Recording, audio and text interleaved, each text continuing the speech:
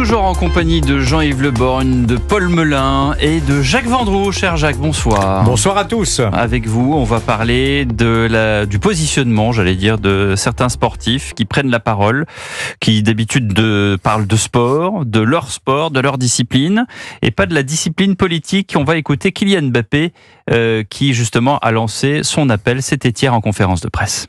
Kylian Mbappé est contre les extrêmes, contre les idées qui divisent. On a l'opportunité de choisir le futur de notre pays, c'est très important.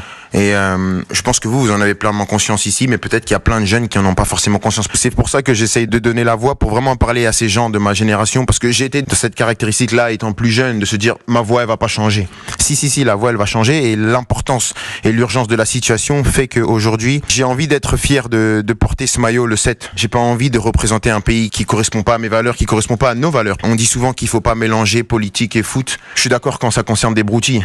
Mais quand c'est des situations comme celle-ci, c'est très important. Voilà, des situations qui aujourd'hui, visiblement, selon Kylian Mbappé, ne sont pas des broutilles. Avant de vous laisser la parole, je voudrais qu'on entende Thierry Henry, sélectionneur de l'équipe de France pour les JO. Voici ce qu'il disait aujourd'hui. Juste pour dire que je partage tout ce qui a été dit auparavant au sujet que vous connaissez bien. Si on rentre dans la politique, je ne vais pas aller plus profond dans le débat, mais je partage ce qui a été dit, notamment par les joueurs et les sélectionneurs. Alors je peux citer bien sûr Marcus, Kylian ou Ousmane, bien sûr le coach. Je pense qu'il y a quelque chose qui est quand même important. Ce qui peut faire barrage aux extrêmes, c'est d'aller voter. Donc, allez voter. Moi personnellement, je suis contre tout ce qui divise et un peu plus pour ce qui peut quelque part unir. Jacques, est-ce qu'ils ont raison de parler, Thierry Henry, Marcus Thuram, Kylian Mbappé ? Bien sûr qu'ils ont raison. Et moi, je suis très fier d'eux. C'est-à-dire que on a fait un procès d'intention pendant je sais pas combien d'années, presque un siècle, en disant que les sportifs ne pensaient qu'à leur gueule, que les sportifs étaient des égoïstes, que les sportifs, ne pensaient qu'au football ou au basket ou au rugby. Et là, pour une fois que vous avez, à l'occasion d'un tournant historique dans notre pays, vous avez des sportifs de haut niveau qui sont en pleine actualité. Thierry Henry, l'entraîneur de l'équipe de France qui va disputer les Jeux Olympiques. Vous avez Didier Deschamps qui cautionne tout ça et c'est très important.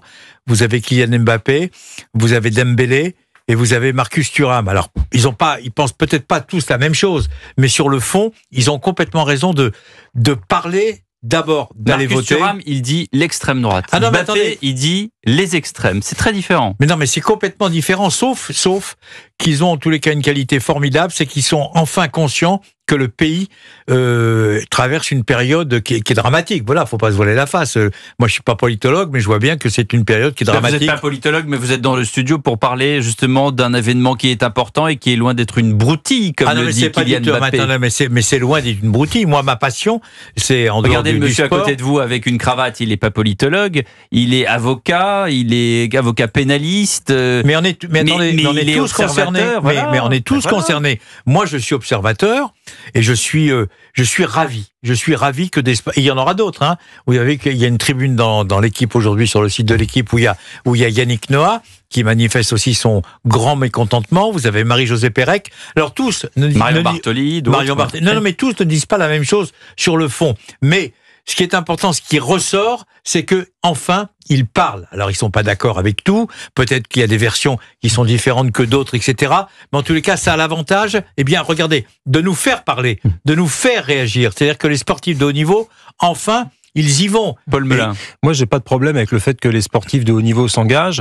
Par contre, là où je serais peut-être plus nuancé que vous, et pas tout à fait d'accord, Jacques, c'est qu'à mon avis, le courage de s'engager contre ce qu'on appelle les extrêmes aujourd'hui, quand on est un people comme eux et qu'on est très riche, c'est pas d'un grand courage. Le courage, ce serait qu'à la rigueur, l'un ou l'autre s'engage pour un de ces extrêmes. Ça, ce serait disruptif, comme diraient les macronistes. Ce serait un peu étrange. Mais globalement, tous les people, dans les 15 jours qui viennent, à peu près à 99%, à peu près tous les grands sportifs de haut niveau, vont réciter la catéchèse qu'on entend depuis des années, à savoir que l'extrême droite c'est très mal, que c'est très dangereux, et que l'extrême gauche maintenant c'est pareil, c'est très grave, c'est très dangereux. En fait, c'est l'amicale des macronistes, c'est-à-dire que tout le monde dans cette affaire est pro-Macron, ils ont bien le droit.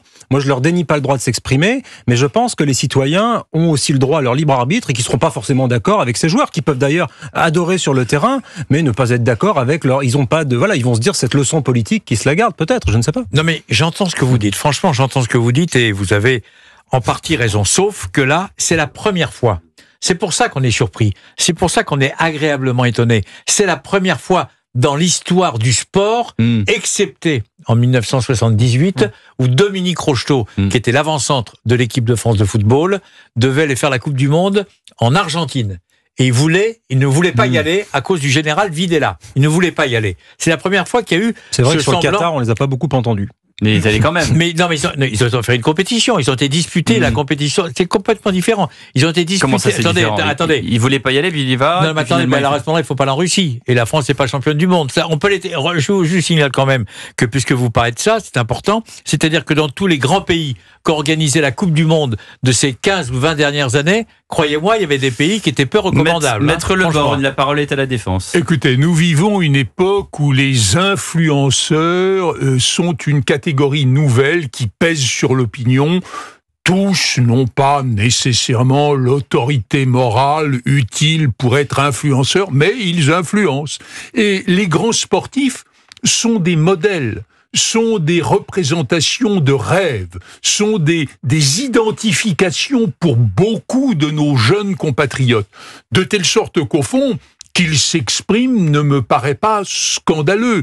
Et quand vous dites, Paul Vermeulen, qu'il faudrait qu'il s'exprime, c'est presque un peu ludique, votre propos. Au fond, qu'il s'exprime pour une des extrêmes qu'il dénonce, au moins là, ce serait rigolo et courageux. Moi, je pense qu'il n'est pas mal que des hommes et des femmes jeunes, qui sont astreints à une discipline forte, car on n'est pas un sportif de haut niveau comme ça par les hasards de la vie, s'engagent, et précisément s'engagent non pas d'une manière ludique et irresponsable, mais pour, au contraire, un choix de raison. Vous partez du postulat que c'est ludique et irresponsable de voter pour les extrêmes. Ces sportifs, ces acteurs, Marion Cotillard, Bérénice Bejo, etc., on les a pas entendus le 7 octobre, bizarrement, où la communauté juive, et pas que, les observateurs que nous étions, disant mais où sont tous les artistes ? Pourquoi personne ne se lève ? Puis là, tout d'un coup, il y a une élection législative, et là, tout le monde y va. Et tout le monde est là, et tiens, on les a tous retrouvés. C'est quand même assez étonnant, non, quand même, qu'on fasse une ségrégation des événements de l'histoire, et en disant, vous comprenez, à l'époque, on nous disait, mais vous savez, ils sont en promo, c'est peut-être pas le moment, c'est quand même assez curieux, je trouve, Jean-Yves Borgne. On peut toujours reprocher à quelqu'un qui s'exprime sur un sujet déterminé de ne pas l'avoir fait sur un autre. Mais la vraie question qui me semble devoir être posée, c'est, sont-ils légitimes, et c'est ce que Jacques Vendroux défendait, sont-ils légitimes à s'exprimer, quelle que soit la nature de leur message. Bien sûr. À partir du moment où la réponse est à l'évidence oui, parce que c'est démocratique, chacun parfois on aimerait bien les entendre sur d'autres sujets très importants aussi. Enfin, sauf qu'ils se rendent compte, parce que vous savez, on parle de l'équipe de France de football. On parle de l'équipe de France de football. L'équipe de France de football actuellement va jouer tout à l'heure contre l'Autriche, un match important. Ils vivent ensemble depuis 10 jours. Ils ont vu tout ce qui s'était passé. Les joueurs, ils parlent entre eux.